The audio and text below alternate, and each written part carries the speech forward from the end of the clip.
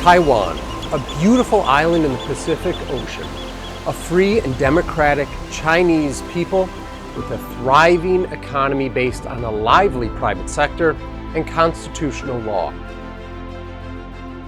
In its successful evolution towards democracy, many ethnic groups and beliefs have found a harmonious coexistence here in a vibrant and diverse culture. It's a striking example of what China could be without the Communist Party. Is all of this in danger? With tensions in the Taiwan Strait heightening, a potential Chinese invasion looms. What will happen to Taiwan under Chinese Communist Party rule? In a recent TV interview in France, this Chinese ambassador gave an answer.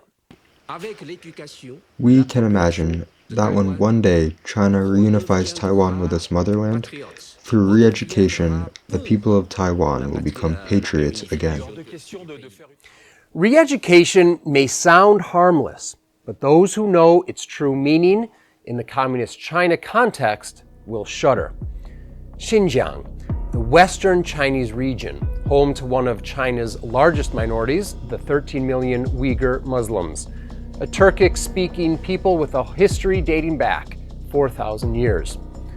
Around 2016, China started building massive facilities, often labeled as re-education or vocational training centers.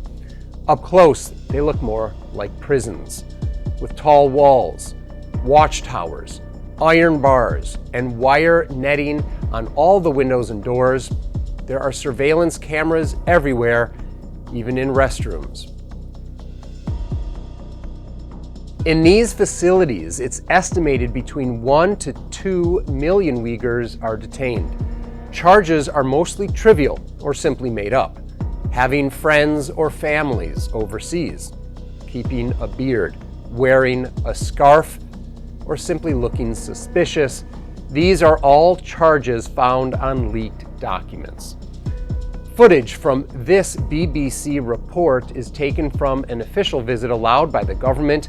Even then, it's a bit creepy, of course, with adults learning to praise the CCP in Mandarin, forced group exercises, forced group dancing, and singing moralistic songs written by Xi Jinping himself. Leaked footage has shown a lot worse. Rooms filled with instruments of torture and some actual torture scenes that we won't show in this video. Extreme violence against women has also been documented. They were 3 men. Not 1, but 3. They did whatever evil their mind could think of, and they didn't spare any part of my body. 2,000 miles southeast from the desert of Xinjiang, Hong Kong, one of the world's largest metropolitan and financial centers, is experiencing a different form of re-education. 去年咱们新特首林郑月娥上来之后，我觉得2件事干得好。第一件事，那占中闹事的判刑；第二个来讲，从今年开始教材的改。 China is again rewriting textbooks in Hong Kong openly and legitimately, with the overarching power of the national security law. New textbooks are filled with propaganda such as loving the CCP and its flag above all else. History has been rewritten. Now kids are told that Hong Kong was never a British colony.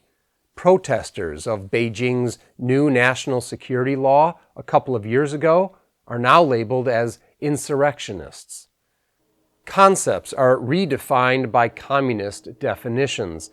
This cartoon conveys that protests threaten freedom of the press, but is replaced by the Communist Party's laws that now ensure press freedom. The cartoon fails to mention that media outlets have been shuttered and journalists jailed, or that books about Martin Luther King Jr. or Nelson Mandela are no longer available in libraries. Even in daycare, children are trained in flag-raising theatrics, just like those seen on Tiananmen Square. What will happen to Taiwan if China takes over? At the very least, we know that re-education similar to that either seen in Xinjiang or Hong Kong is bound to happen. The communists' materialistic and atheistic ideology does not tolerate traditional cultures, religion, or concepts such as freedom and democracy. So to conquer a people, the communist regime will eradicate the cultural foundation of that society, replacing it with its own ideology. All ruling communist regimes have followed this playbook. Let's hope Taiwan isn't next.